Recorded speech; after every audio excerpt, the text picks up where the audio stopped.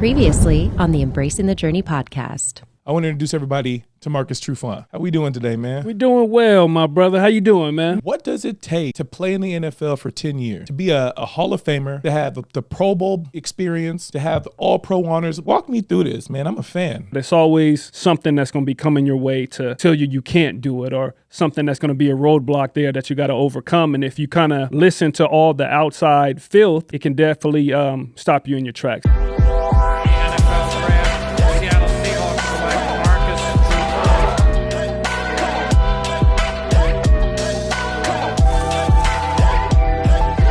What is it like being around a bunch of individuals that are willing to get hit, willing to dive headfirst into whatever situation it may be to receive this ball? How do you prepare? This is going to sound crazy. How do you prepare for the unexpected? You practice all week to play in this game. You don't know what is going to happen in quarters 1 through 4. An injury could happen.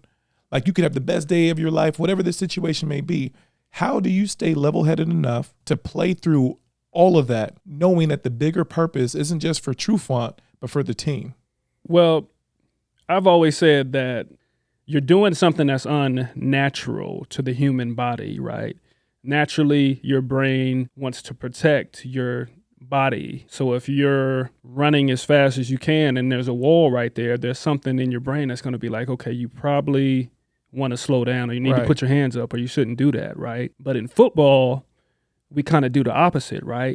Okay, I see somebody over there, and maybe, okay, I'm running full speed. I'm going to go faster. I'm going to lean into this. I'm going to get him before he gets me type of mentality, right? You go through this training, right? And you're doing it every day, day in, day out. You're doing these same drills. You're kind of brainwashed to a certain point. And it's a good way, though, right? Because you want to be at a point to where this is just muscle memory. So you're just doing things. You're not even thinking about it. You're just reacting. Okay, I see this guy go there, and then I go here. So that's what it's about. And when everybody's doing that on a collective, and that's why the coaches, they get what they get from the game, because they're putting all these chess pieces in place. And then when it comes together, they're like, yeah, that's cool. And that's how they get up. But the individual players are like, okay, I'm out here. I'm going to ride for my guy that's next to me, man. I'm going to make it happen. I can't let him down, because it's not just individual players. I'm one of 11. So I got to show up, because if I don't show up, it's going to make him look bad. It's going to make him look bad. It's going to make the coach look bad. And then I'm going to make myself look bad. So You're doing this as a team. You're doing this as a collective. And when it goes right, just a beautiful thing, man. It's beautiful music. It's all together. It's like kind of like you're dancing out there. Yeah. You're dancing the right way. It's not like you're stepping all over people's toes and shoes and stuff. When it goes right, you cool out there. You freestyling. You just flowing. So, it's like music. Just like music. Man, you inspired me to get in the weight room a few years back. Oh, yeah? Yeah. We did a celebrity basketball game. Okay. Bro, I knew you was going to laugh. Hey, I got to get this off my chest. So we got invited to this celebrity basketball game, and you was on the opposing team. Yeah. And I'm thinking in the back of my head, like, I'm about to have a career game on my dude Trufant, man. And I think I got I don't know if I got a steal, and I'm sliding down to the other side of the court. And I see you trying to cut the angle on me. And I'm thinking, like, let me lower my shoulder, get this man up off me real quick. So we meet. I lower my shoulder to try to, get you up off me. Fail. I can't make this up, bro. It was like hitting a brick wall, solid.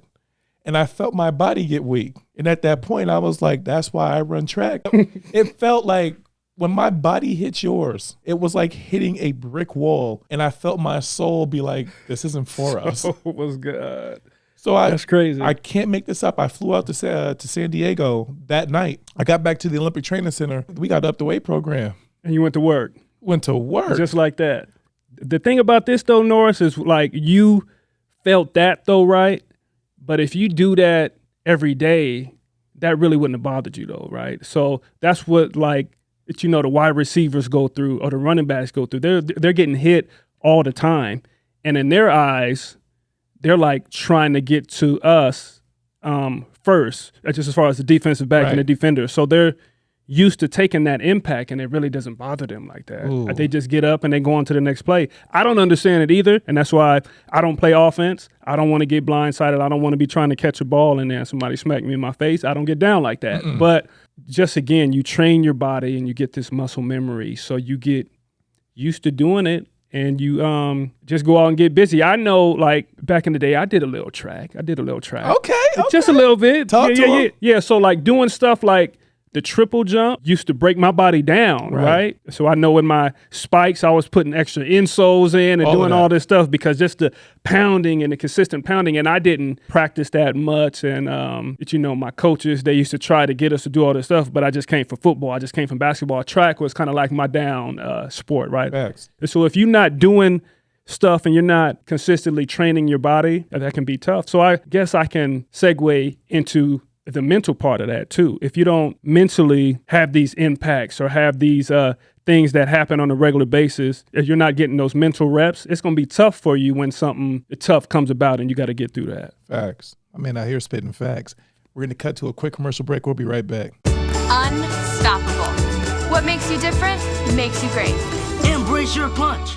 What is it like being drafted? Did you go to the draft? No, I did not. Okay. Did they bring it to you? Like, did they have the cameras at your house? They did. They brought it. I was down in Tacoma. I was at a hotel that was about a mile away from the local sports bar, and that's where all my friends were, all my high school coaches, all my family, and all that kind of stuff. But I had my immediate family. We were there a couple miles away at the hotel just to watch it on TV and all that kind of stuff. I didn't want that much pressure of everybody looking at me because during that time, 2003, maybe the year before, there was a couple people that went to New York and they were kind of just sitting there and they didn't get drafted. So I didn't want that pressure. I didn't want that situation. So I did it with the close family. And then after I did get picked, and actually my year when I got drafted, the Minnesota Vikings skipped their pick.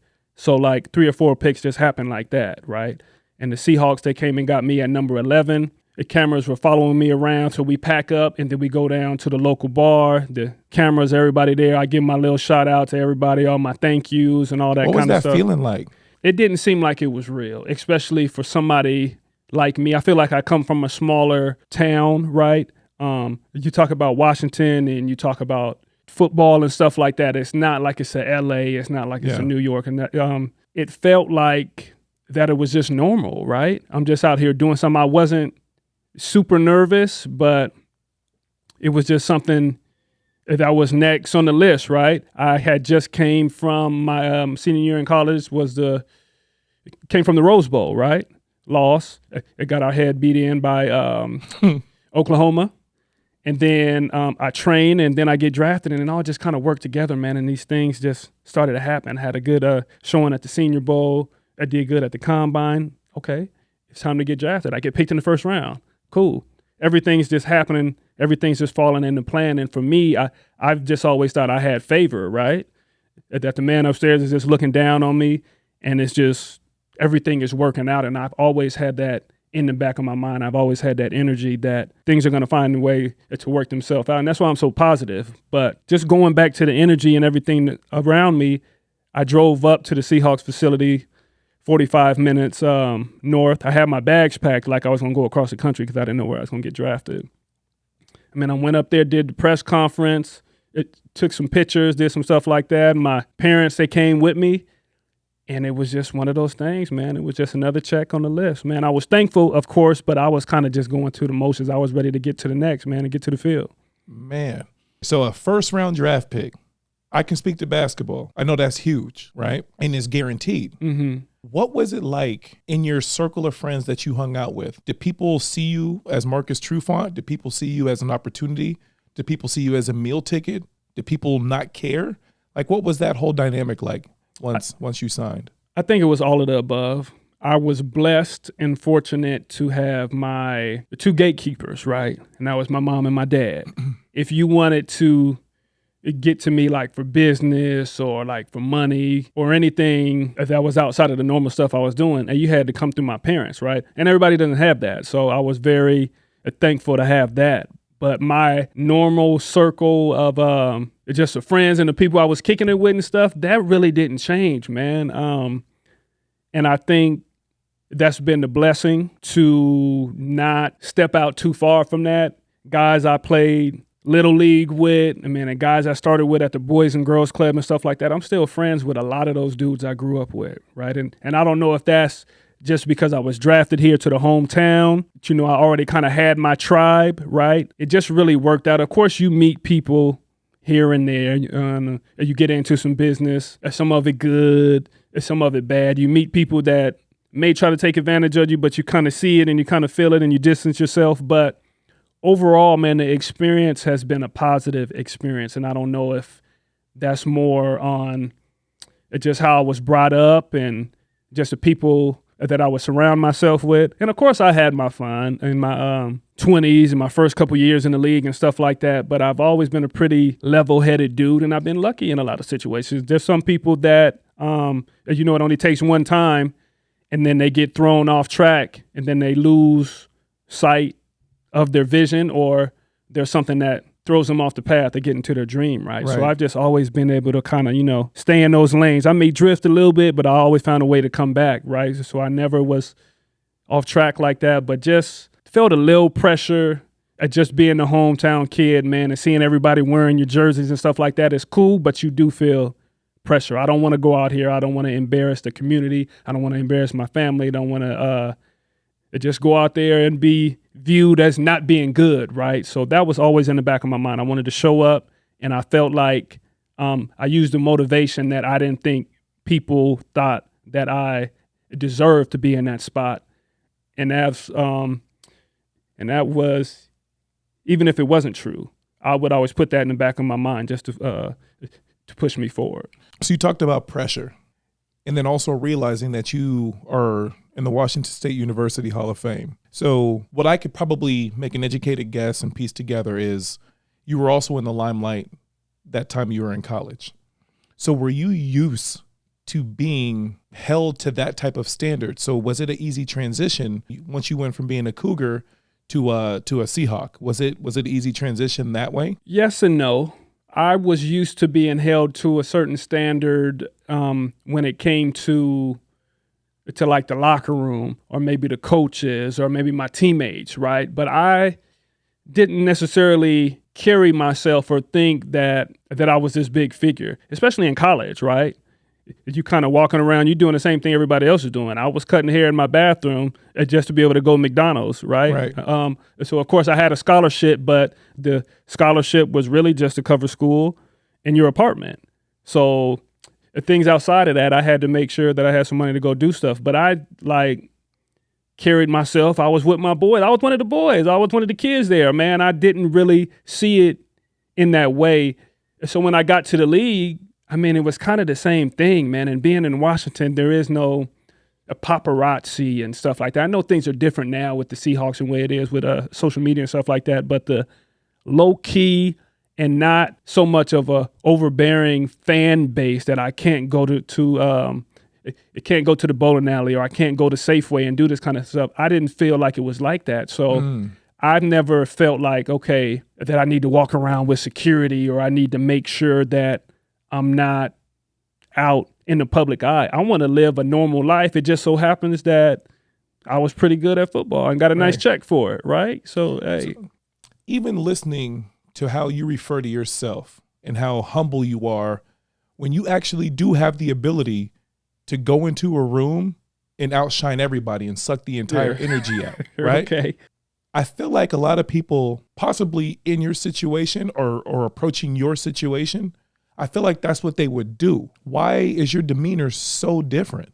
I don't know. Some people need wins in certain categories, right? I'm a guy, don't feel like I need a lot of attention, or I'd be okay with being the guy behind the scenes and still getting mine, or you still get paid, or whatever you're going to do. But I don't have to be always the guy that's in front of the camera, the guy that everybody looks to and then be like, okay, this is the man type of thing, right? If I'm cool in my circle, I got the respect of my family, and I'm happy, and I'm having a good time, I don't always have to be the lightest star in the room or whatever, right? Just being chill and being natural and being able to be yourself, I feel like that's a win. If you got to put on this act and you got to change your personality and you got to puff your chest out and do all this kind of stuff, that's exhausting, Right. for one.